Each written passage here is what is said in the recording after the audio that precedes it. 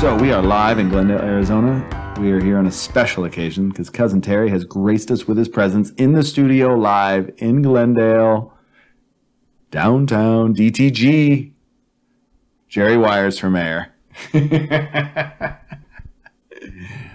We're in voting season right now. It is all up in the air, but all polls indicate that Biden is going to be the next president of the United States. Polls don't mean shit, right? Polls are data based on voters' opinions. Who's voters? When was the last time you got to participate in one of these polls? I've never participated in any of these polls. Did you see a person knock on my door tonight? Ah, yes, that's true. Okay. What was her name again? It started with an M. Maria? Marissa? Marissa sounds right. Okay. Lucha.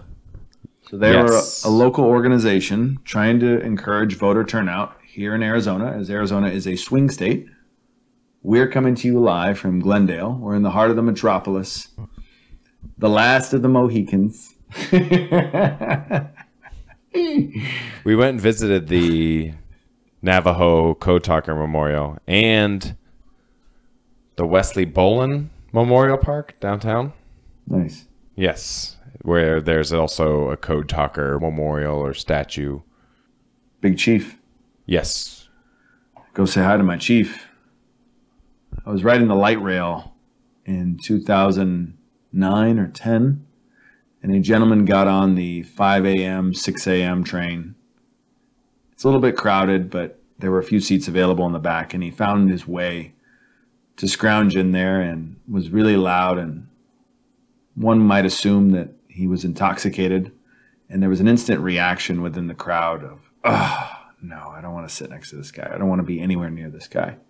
It's almost as if he sensed that energy. He was trying to be cordial and say hello, and all of a sudden he turned and he said, well, I got to go say hi to my chief. And he ran towards that statue, and he got off the light rail. No, well, never saw him again. Oy. Gotta go say hi to my chief. True story. Hand to God. That's awesome. That's hilarious. Yeah. I don't have any light rail stories because the one time that we tried getting on there, you tried sending your father away on it and it broke down like as you got on it. Remember that? After the Diamondbacks game. It was a Diamondbacks game, and I ran up to him and I said, come with me if you want to live. It was May. It was hot. The air conditioning had broken down. He was just sitting in there sweltering, basically being roasted, lambasted. He's going to become rotisserie. So I slapped him in a ride share service. I don't recall which service I used, although I'm positive I probably used Lyft. I think it was Lyft, yeah. I was about to say. I believe you did take Lyft. I've worked so hard. Just give me Lyft. They're better than Uber. But then it's all becoming evil, right? I've turned my back on them all the same. I don't need their services anymore. I've been measured in my transportation. I don't go out and drink publicly as often because I'm more reserved to home. So my risks are very measured. And I understand people want to break out of this cycle, but everybody has a role in the arc of history. So if you understand your historical roots, understand how we got here, because it is the year 2020 based on the best information we have. In October, some people call it fall of 2020.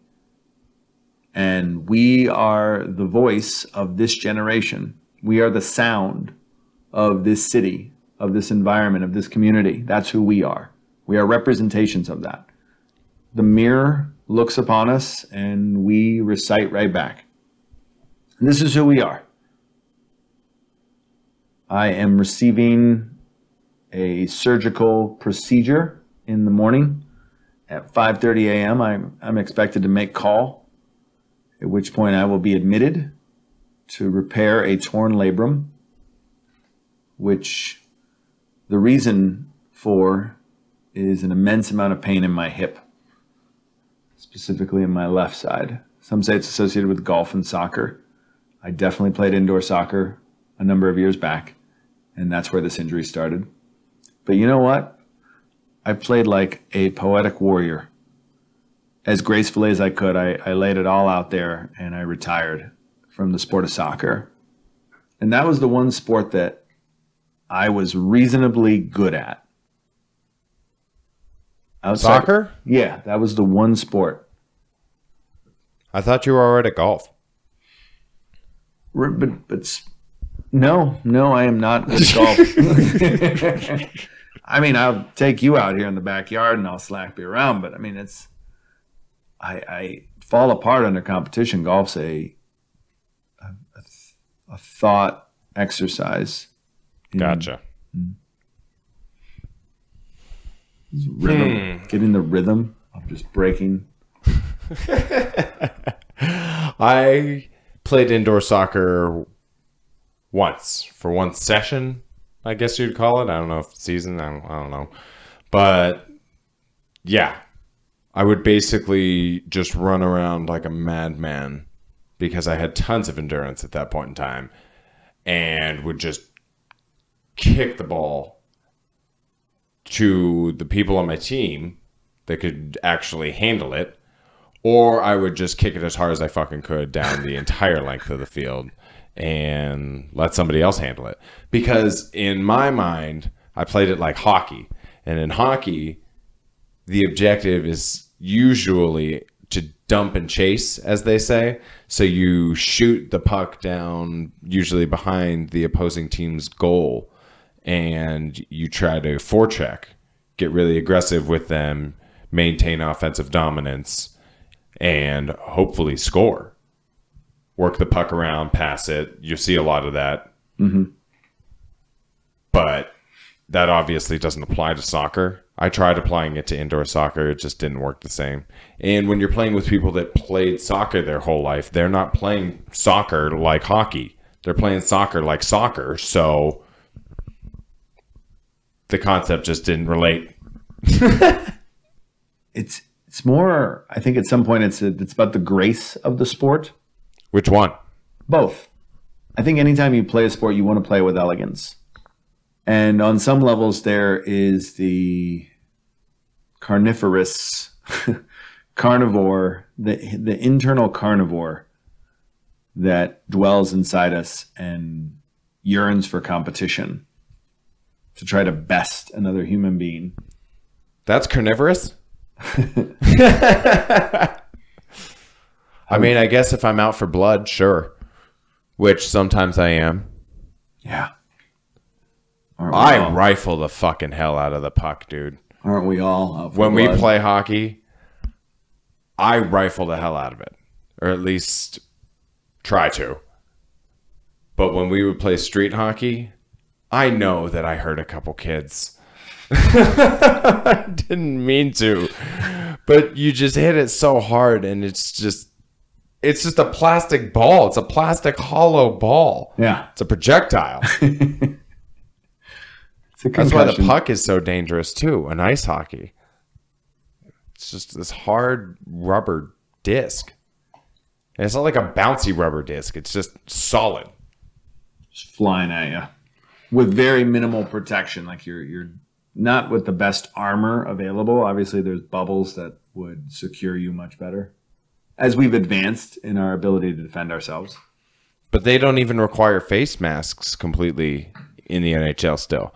I believe it's a mandate now that if you are coming into the league, like if you were just drafted recently or if it's your first season or something like that, that you have to wear a half shield, plastic shield, but that doesn't cover the bottom half of your face. So they have the technology. Everybody could be required to wear a cage. They just don't. They just willingly oppose it. We've been against masks for a long time now. I'm talking about hockey face masks, but I see where you're going with this. That's right. If they could, people would want to return to the leather football helmets and just remove the face guard in the NFL helmet. Another example of our insistence on wanting to remove the mask in all circumstances. This is not a mask culture. It's an intimidating thing. It's like Boba Fett. And if Boba Fett's looking at me, I'll be honest, it bothers me. Where's Boba Fett? Anytime you see a mask, it's quite intimidating, especially if it's a full-on shield, like Boba Fett from Star Wars or a number of stormtroopers. I saw that. Somebody made a Facebook post the other day of them wearing a stormtrooper mask into Walmart, and they were asked to leave. Ooh. Probably because you couldn't see their identity. But can you really tell who anybody is with any of these things on? So tonight, I met someone who I had yearned to meet for a minute. My loins yearned for them. The fuck are loins? Your tenderloins?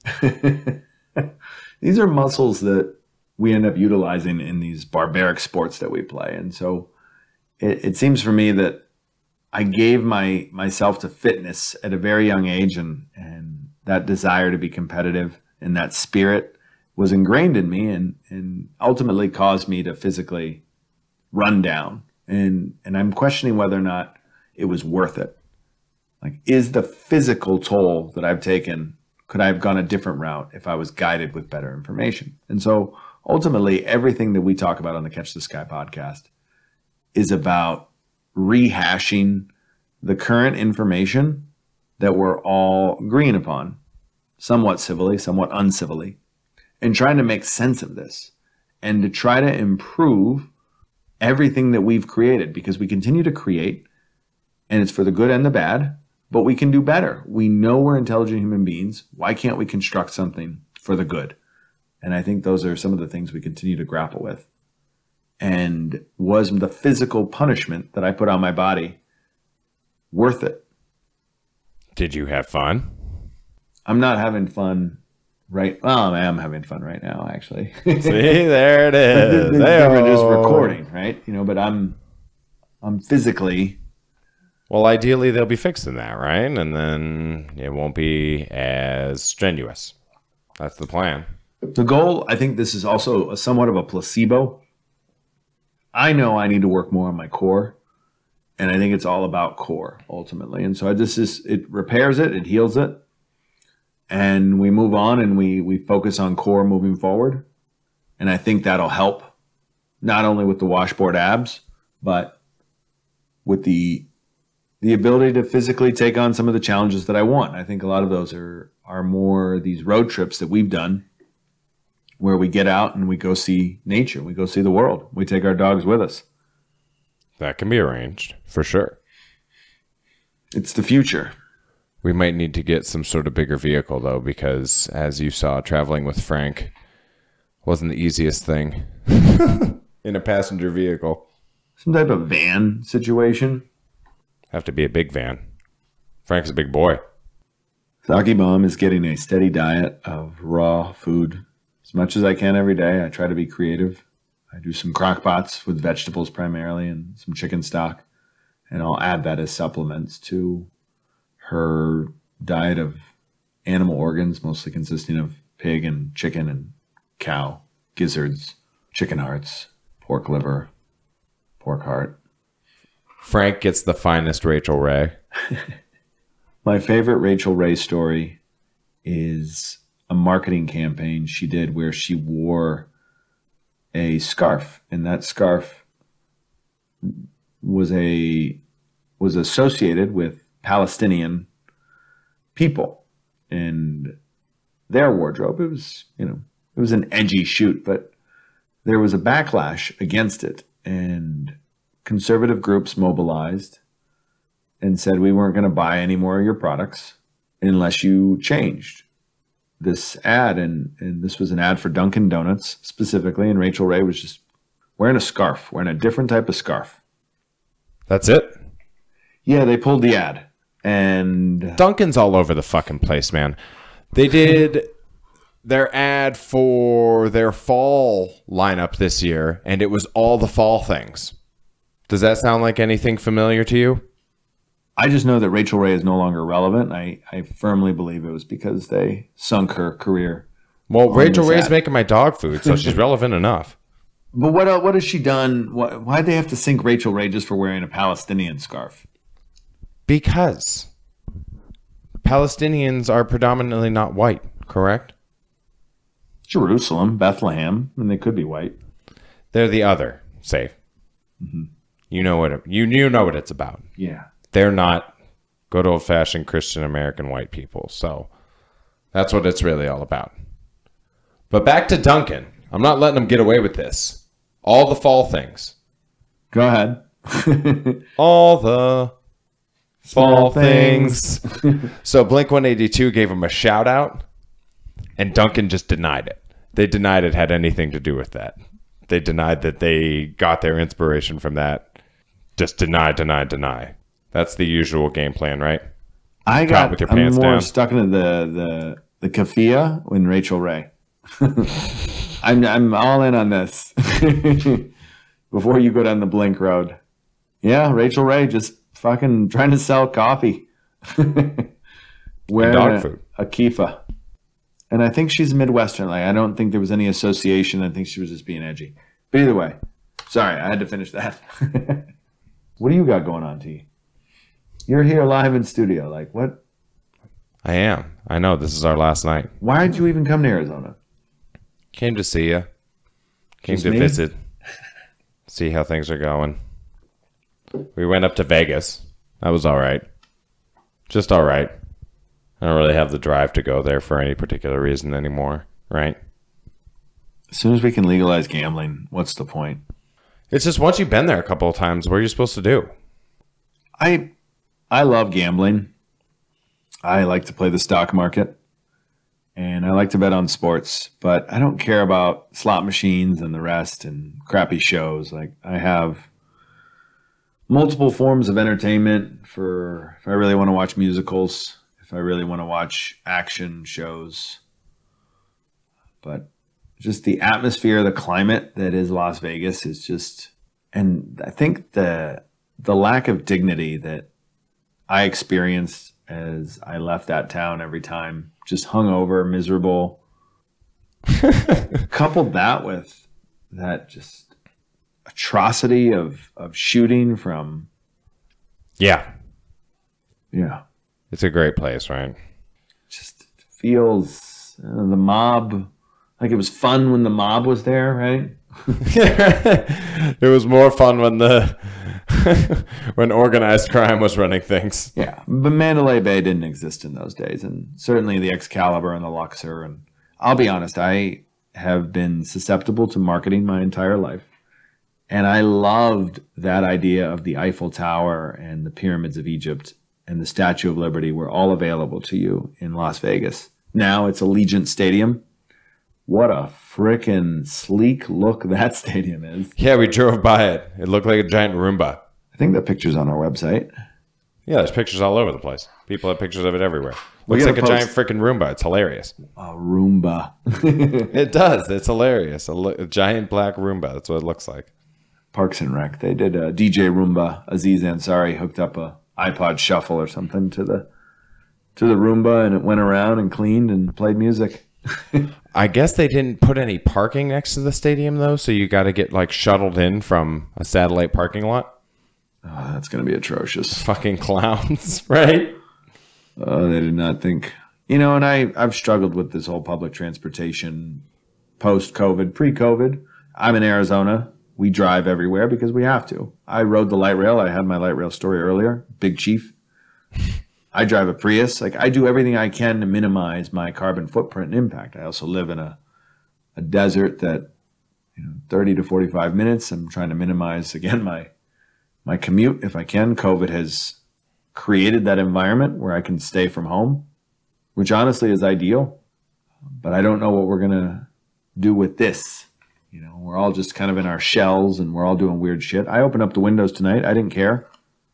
I said, yeah, I'm in my kitchen cleaning, and yeah, we're talking on the microphone, and we're trying to discipline a dog. Like, this is my life.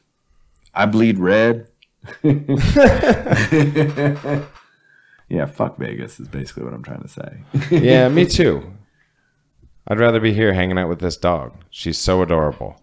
You are going to enjoy your time with this thing. I'm a little nervous. I think the outpouring of advice regarding the health and well-being of the animal, I am of the opinion that this is an animal. Animals are mythical creatures, and they come from the earth, and they have superpowers, first and foremost. And they are more resilient because they continue to survive just as we continue to survive. And I'll continue to feed her and give her the proper nutrients, but I'm not going to go over to every medical expert, have her scanned up and down for every ailment possible. And no, she's a soldier. She's a gangster. You got to give her some time to rest, man. She's a warrior. Yeah, I've introduced the neck bones into her diet. I want more calcium, more phosphorus. She needs some time to more rest. Glucosamine, chondroitin, all of that naturally from less walking, the bones of animals. More rest time. She needs it. Ever since you came back from Vegas, though, she's been running amok, jumping off beds. Yeah, and that's not good for her. She needs time to rest. She doesn't need all this running around. Hopefully that little limp in her leg is just temporary. She was posing like a gymnastics coach earlier. Yeah. Her leg. How do gymnastics coaches pose? She had her leg all cocked back in like such a weird way. I just looked at it like she's like one of those kids with the funny elbows. I just love the personality in her face. She has such human traits in her face. It reminds me a lot of Frank. I don't know what it is, but you could just see it in her eyes and her mouth and her nose. She just moves everything in such a way that she has facial expressions. You could tell. Like that photo you showed me of her earlier. You could tell that she looks sad or scared. As a baby. We got to post those on the website. Oh, yeah.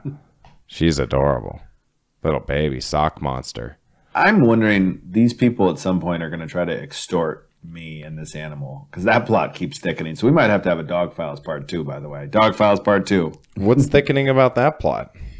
They just reached out to me randomly with the age of the dog. They think the dog's 10 months old. Yeah. Gave me a couple baby pictures. Looked like the dog lived outdoors near the laundry machine. And outside of that, we're still going to get back to me on the vaccinations if the dogs had vaccinations. So that's what the last question was. We just don't have a definitive answer yet on that. Okay. I don't think I'm going to try and extort you for anything. I just think it's coming at some point. Okay. Expect the worst, I guess. Who knows? But no, I've resigned myself to believe that this animal was sent here for a reason. I've always believed that the universe would bring me a dog, and that did happen. I'm not on some secret stuff, but I did manifest this. And I believe you do manifest your own reality. And there are some things that are more plausible. It's kind of the notion of whether you'll win the lottery or get hit by lightning, right? So can you manifest both? I'm sure you can. You know, you're going to have to put some effort and energy into it. I don't have time to play the lottery, nor do I have time to be hanging out in the forest where lightning is striking. So the odds of these things happening to me are less likely because I'm not in that situation specifically. So if I wanted to go find trouble, bottom line is I can go find trouble. And that goes for any location, any city, anywhere around the world we've been or will continue to travel. And so I encourage everyone out there to change their mindset and think about what they're manifesting. Think about how they're projecting. Think about what they're absorbing. Think about what they're attracting. So you got to keep it positive and good things will happen. And that's the story of Socky, our newest addition to the family here on the Catch the Sky podcast. T fell in love as soon as he saw her. Yeah, she's fantastic. She's snoring right now. It's hilarious. Like a buffalo, like Mark Ruffalo naked. I'm trying to figure out what the hell I'm doing. You seem to be attracting everything. I'm all over the place, right? And I'm not doing anything. Literally nothing. Just being myself. So let's see where that goes. Where do you want it to go? I haven't even been thinking about it. That's why I feel like that should just be my new course of action. I'm not thinking at all. Are you, though? Not thinking? You're conscious. Well, obviously, yes, I'm thinking. I just meant like not planning anything. What's the fucking point of making plans? Procrastination.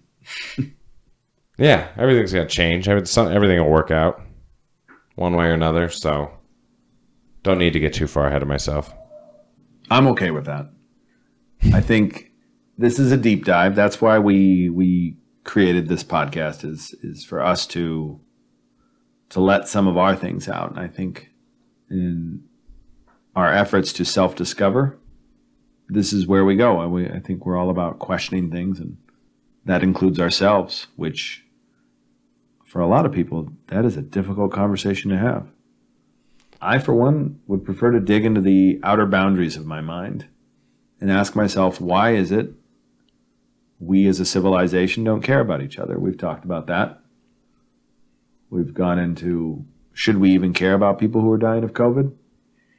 Seems to be a prevailing viewpoint that we're all scientific experiments. We're all part of the human experiment. I mean, we're being rewarded for it, right? I mean, we've achieved true happiness. We have technology, which includes a variety of applications which spy on us solely for the purposes of advertising to us. That's what we've sought to achieve from day one with our time here on this earth. That's been the goal, is to create an environment where we're constantly shopping and buying things and consuming goods. That is the ultimate meaning of life. No, it's not. But this is how the rich get richer. They eventually just hoard all the wealth by making the poor consume, right? Not filthy rich, but barely broke. I'm part of this cycle. Yeah, we all are. And that's how they want it. So is it helping us grow as a species as quickly as we should be? If the species, a few years ago, not a few, many more years ago, the species advanced in beer technology, and now we have this craft beer explosion.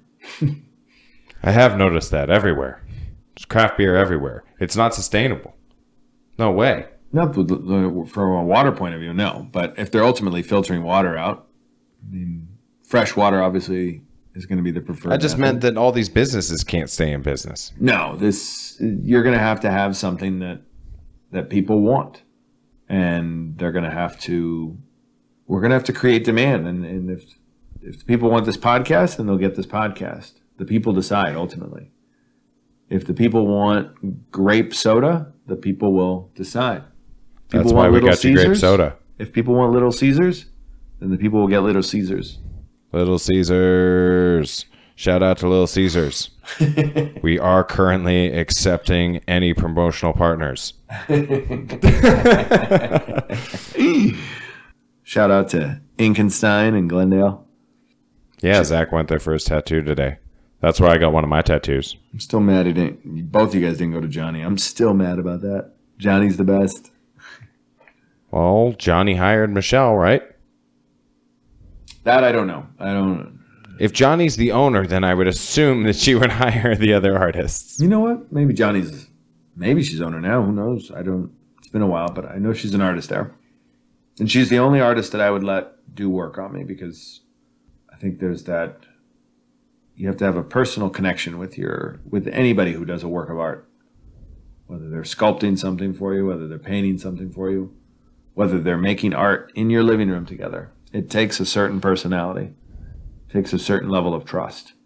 Oh, yeah, especially with something permanent like that. You don't want to turn out like my side. My side's a hot fucking mess, but won't be like that forever.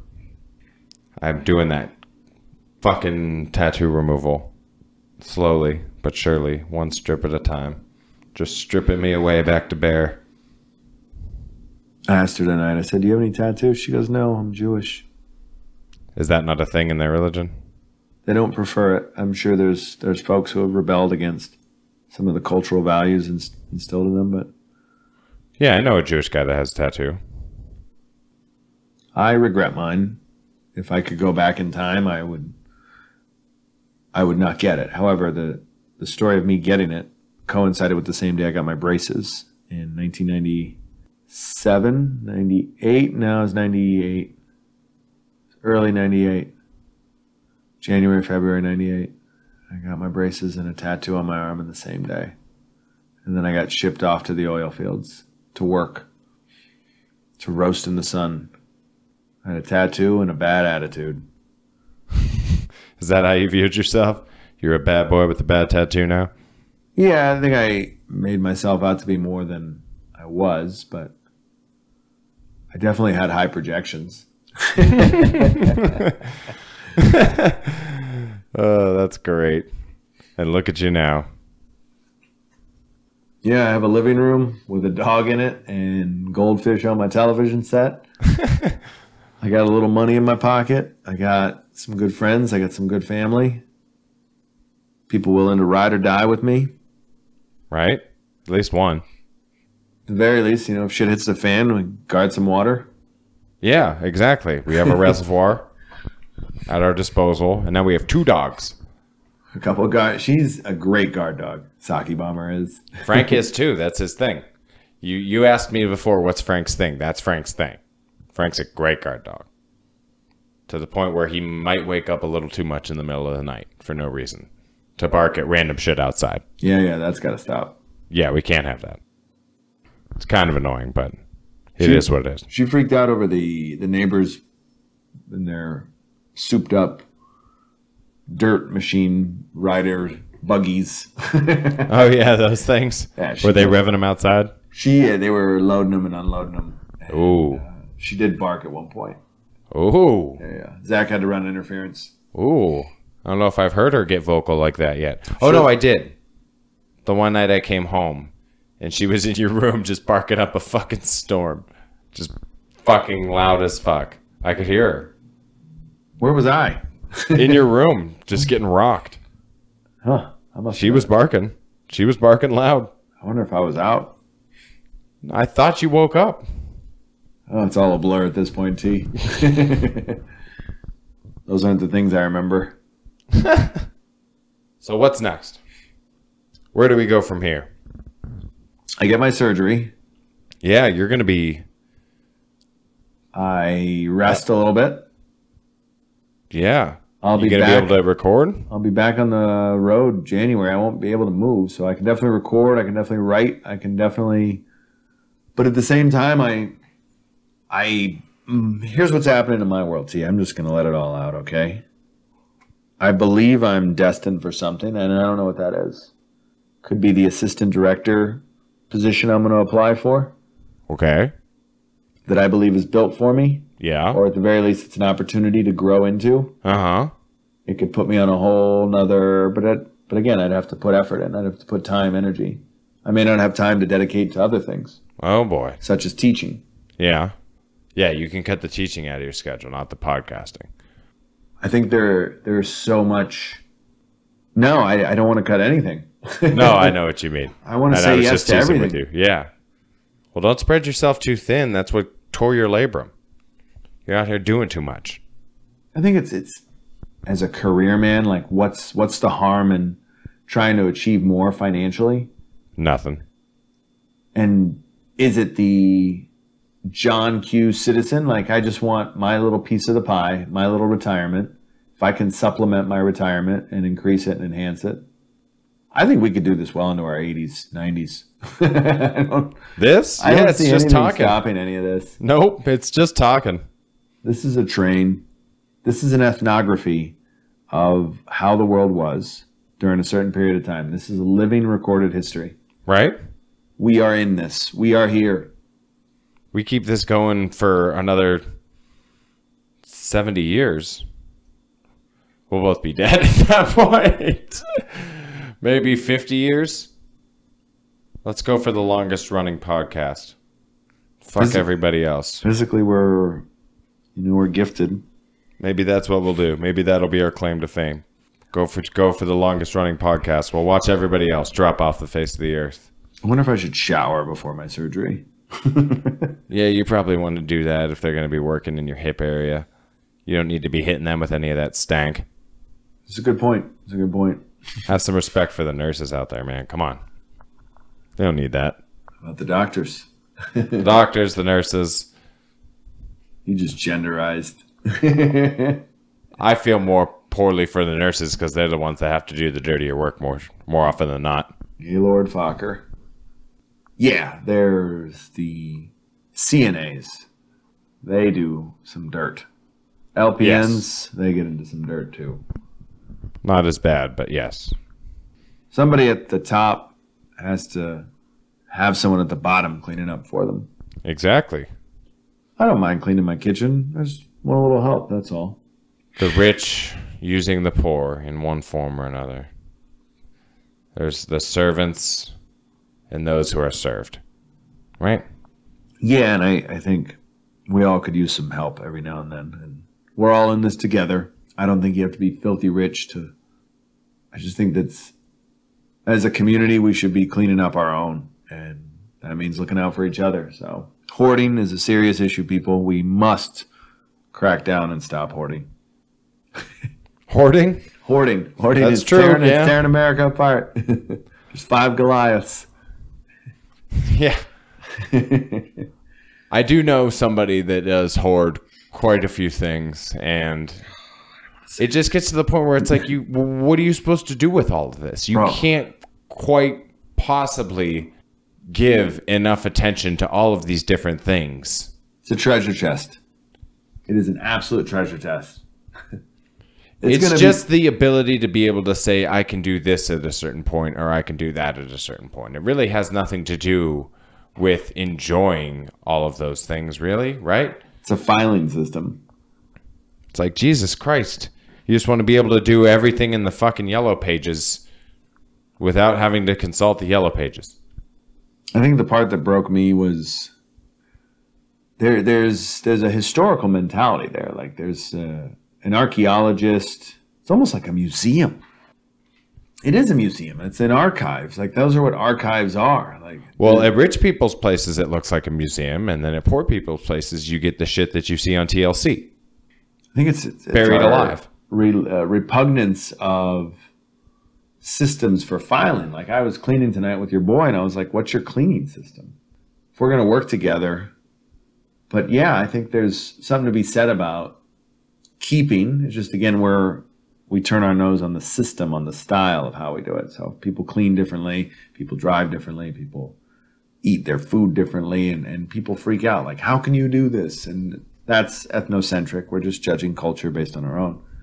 And TLC has, and they don't portray it in a positive light, but you hear great stories about guys finding classic cars in junkyards, right? And so it depends on whose hoard yard, hoard room, Marie Kondo goes through, or Antiques Roadshow. Like there's gems to be found in anything. But then the problem is when the hoarders convince themselves that everything is a gem. Trash is another man's treasure, right? Sanford and Son. You know better than I. People say that all the time. What do you want, you big dummy? Shout out to Red Fox. I definitely have a few collectible items, but I don't have anything that I would say that I hoard. You got any Red Fox stuff? No. I'm holding on to them Laurel and Hardy DVDs, Three Stooges, because sometimes have you ever regretted throwing something away, knowing it could have been used later? Not so much throwing something away, but selling something. I had a huge PlayStation 1 collection that I sold for like nearly nothing, when some of the games that were in said collection individually were worth more than the entire collection. What games? Like Final Fantasy VII at the time probably was, I don't know, $50. You can still get your hands on it for $60. It's not like it's some big collector's item that's been increasing in value steadily over time, but it was a fairly expensive game, and that was just one of probably like 20 or 30 games that I had at the time. In addition to the console, 4 controllers, the multiplayer port and everything like that, so that you could have 4 players play, because on the original PlayStation there was only 2 slots for the controllers, and so you had to get an expansion thing to have 4 people play, and I had that. Just a lot of equipment. And I sold the whole thing for like 50 fucking bucks, and Final Fantasy alone was worth like 50 bucks. $50? Were you on hard times? I was a kid. I didn't fucking know any better. Final Fantasy. I don't know enough about that, but that's the one where the logs come rolling out of the car. No, that's Final Destination. That's a movie. Shit.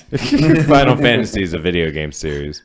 I'm glad you knew that. Yeah, it's Final Destination. I'm over here drinking herbal tea. Jesus Christ. Yeah, think of all the horrible ways that could kill you. Herbal tea. You could choke on the tea bag. Well, I really appreciate you, T, coming out to visit Arizona and do your thing out here again. Peacocking. Ooh, we saw the peacocks over at Soharo Park the other day. How do you spell Saguaro? They spell it with an H on the sign. They do. I think that's how you spell Saguaro. Yeah, you told me it was with a G or whatever, and I was like, what the fuck is he telling me about? I knew I fucked up the spelling bee as soon as you asked me, but I was going to give it to you. As a knowledgeable person, you were going to know the difference. You were going to find the answer you needed, and we were both going to walk away satisfied. You always left me satisfied. That's what she said. So I guess next week we'll try getting back into the office. We're presently watching season 5 together. I'm getting ready. Yes. David Wallace. We're gearing up. Yes. This is where David Wallace for me just breaks out of the back. He definitely gets a lot more airtime, that's for sure. And I love it. David, I'm not a mind reader. Oh, boy. Yes, I think we should get back in the office. We will. What do people, what's been the biggest draw for our podcast so far? Like, what do people want? Oh, clearly sex sells. Sex. Sex sells. Why aren't we talking about sex? We got to...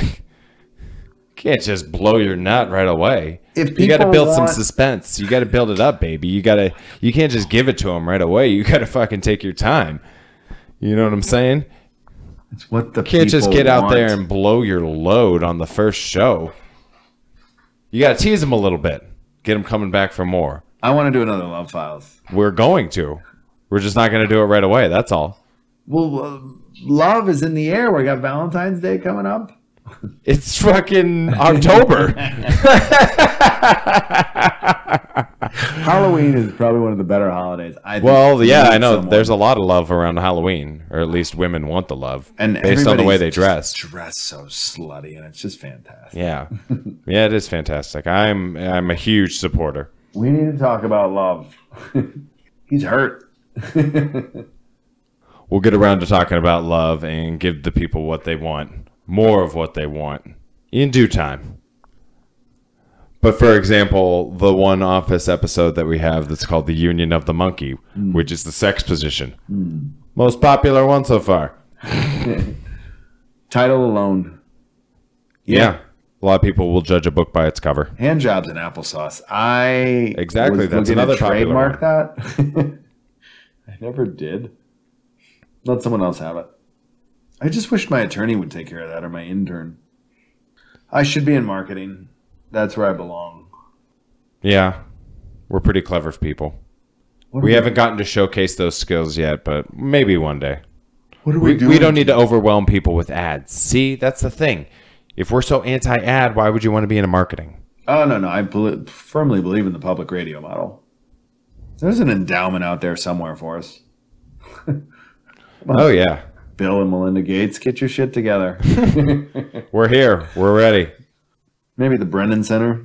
I don't know. Like, we have to use this for good, ultimately. And it's about spreading love. It's about spreading accurate, reliable thoughts. I don't know where we are, but based on the teachings that I've received, there's better things to be said out there. Oh, yeah. But everybody has their own spin, and once money gets involved, then it seems like they want their spin put on it. I think we all want to believe that we know the right thing. I just also think people are lazy. Yeah. Nobody wants to think. Nobody wants to actually ask those questions. What is the right thing? It's hard. And a lot of people don't have time for it. There's only so many hours of airtime on the radio, Saif. Mm-hmm. Not enough days, not enough hours. I think when you break down your entire day you look at how you're using your time, there are so many moments where it's just wasted. I'm actually sitting here thinking, how can I recover from the surgery as quick as possible? There's also a guilty pleasure in me that knows I can get on social media and like watch people's stories. Screw that. The story thing, just checking in on people's, I don't know. But you need it for marketing. I guess so. Yeah, I'm learning that now. But do we really need it for marketing? And it's just like, okay. Supposedly, if you want to get somebody's attention right away, you have to be at the top. And they put the stories at the top of all your social media feeds, so therefore you go straight to the top. It's all about being at the top. Why do they get to win? Because that's where the Facebook put the stories thing. So it's basically making the fucking timeline useless now. What does Facebook have to do with any of this? I don't know. They're just involved in everything, and it's just like you have to go through them just to get around them. If that makes any sense. Because they're always there, and it's just like, oh, how am I going to... Facebook.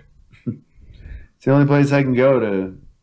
We need a new... I remember I used to handwrite addresses, and I would send postcards. Now, I don't even send postcards. You sent me a postcard from some supermarket in Florida. Were you in Florida when you sent me that? Or was it in Minnesota? And was it postmarked? Oh, fuck. It's postmarked, yeah. Then it should say Florida. Yes. And I took a moment during my time in St. Petersburg, and I thought of you lovingly. It was a result of me doing a bit of a walking tour with a lovely host who I met on Bumble. And we struck up a great conversation, had some coffee, agreed to meet up later. I went and watched Man City get crushed by Liverpool at McDinton's in Tampa, across the bridge. Went to the Buccaneers game, convinced a scalper that $20 to $30 was more than enough profit, and I just wanted to get myself in the door. And he had one single ticket, and he eventually yielded to my demands, and then squashed as much Yingling as I could. That's right. They have it there, don't they? God, did they ever. And it's expanding. It's getting out there. I tried to sneak on the pirate ship. They wouldn't let me on, but I got a Buccaneers shirt. And I gave it to some family. They wouldn't let you on the pirate ship? I mean, it's a pirate ship. You're you not just force your way ship. On. It's a fucking pirate ship. You just swing your way on somehow, one way or another. I did me pirate accent, matey, and they still wouldn't let me on. Gar. Well, if that's your best pirate accent, I wouldn't let you on either. Go ahead, then.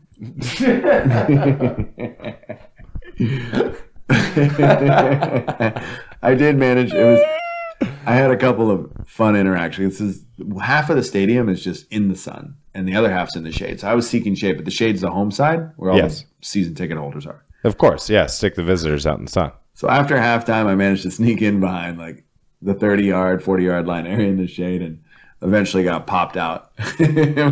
People came back. Nope, you can't sit here. And I'm like, son of a... Wow, they got you, huh? Every ticket person I would talk to, they're like, "Can I see your ticket?" I'm like, "I'm just trying to sneak down." I wasn't even trying to hide it. Like, I can't let you do that. And then finally, by the end of the fourth quarter, the game got tight and they yielded. I found myself in the second row, as where the opposing team leaves to go into the locker room. Yeah. So I put myself there, and ironically, it was a strange situation. They did not acknowledge or interact with us as fans. The whole time as they walked out, they stared from above because I guess they seemed to be afraid that something was going to be thrown at them. Who did? The Arizona Cardinals as they were leaving the field against Tampa. Gotcha. Yeah. Ironically, that was the last time those two teams played, and now Bruce Arians, the former coach of the Cardinals, is now the coach of the Buccaneers. Huh. So there's your plot twist. There you go. No, people tend to throw things in Cleveland. That's a Cleveland thing. We're notorious for that. The Bottlegate game. Browns versus Jaguars. I was there. I wish I had my tickets still, but I was there. If you were a hoarder, you would have it. Dude, it was insane. I've never seen an entire stadium of people just break down over the game. they were just done. They were done with the game. They were done with the refs. They were done with everything. The crowd took control of the scene. This is why you don't have nice things. Right? Yeah, it was pretty awesome. So if anybody is unfamiliar with the Bottlegate game, I highly encourage you to do your research. It is why we have plastic bottles in sports stadiums now. If anybody recalls correctly, at one point in the not too distant past, you could just buy a glass bottle. They don't allow that type of shit anymore. And a lot of that has to do with what happened at that particular Browns-Jaguars game. All hell broke loose. The Browns got a first down, or so it was called, ran the next play, and the officials stopped the game to go back and look 2 plays back, which is, if I am correct, against the rules, right? That's why teams rush up to like spike the ball or run a play real quick after a close call like that, right? Right. So the Browns did that, were successful, and the officials said, no, never mind, we're going to go back and look at it anyway. That's explicitly against the rules. And so they went ahead and did it anyway, overturned the call, and the fans were just done. The fans were done. Projectiles everywhere. They briefly postponed the game. It was bad. See, I thought that game ended that way. Yeah. Yeah, I don't think they finished. I think it's sometimes better without fans. Like, we just get in the way. Right. The Browns fans, I do remember that. That's been a highly publicized story. Another story you may not know about happened on October 11th, 2007 at Chase Field in Phoenix, Arizona. Okay. The Colorado Rockies were in town during the National League Championship Series, and the Diamondbacks hosted them. I thought for sure we were going to the World Series. Turned out to be the other way around as Colorado rolled through us. But game 1, shit got real. And fans got so upset over a play that they threw objects onto the field and stopped play. So not quite the same as the Browns, but were just as capable. And I would say that on that day, it seemed that the Tampa Bay faithful were ready to rebel as well. They did end up winning the game, but I remember the fear in the eyes of the Cardinal players and the staff as they kept their eye on the sky, didn't high-five us, didn't shake hands with us, nothing. Like, we're over there, and all they could do was look up. And I'm not sure who they were looking at. It's one of those odd things. They might have been waiting for somebody in particular. Maybe they saw an instigator. Maybe they were looking for you. Maybe they thought you were the troublemaker. That's just a drunk idiot. But either way, I get back over to St. Pete and met up with my friend, and we went out and had further, and I drank more IPAs and just didn't slow down. And at the end of the night, I was embarrassed at my inability to consummate. So, and it's something that comes with getting old, and it's just kind of the sad reality is alcohol doesn't always help the situation. In fact, if anything, alcohol is just absolutely awful and probably ruins your libido more than anything, and your liver, and probably. Yeah, I'm not a huge fan. Yeah, it's bad news. Right? It's bad news. I had a moment tonight where we had alcohol left in our glass, and she didn't finish her drink, but I finished mine. Like, I shot it down. And I felt like an alcoholic in that moment. Well, you're on a limit, though. You're on a time limit. I was, yes. 10 o'clock is when I pulled the food card. I'm going to adhere to that. I'm just doing, I think, clear liquids. I have to check if tea is allowed. It is herbal tea. But yeah, I'm basically it's a little too late, right? I'm going to be fasting like Kelly from season 5. I'm on that Beyonce cleanse. Gonna look amazing. Yeah, we will get back into the office next week. Hopefully, as long as you're able to.